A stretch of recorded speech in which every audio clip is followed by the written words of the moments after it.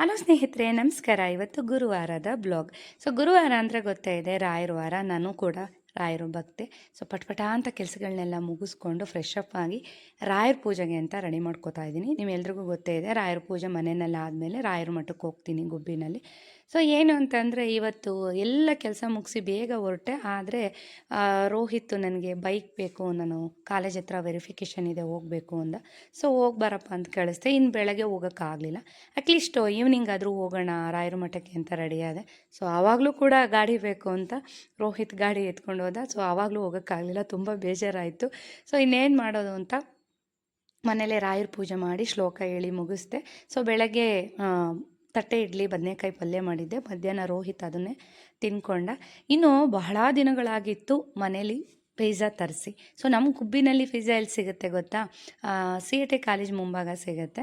So Rohit ಹೋಗಿ ತಮ್ಮನಿಗೆ ಅಂತ ತೊಗೊಂಬಂದು ಕೊಟ್ಟ.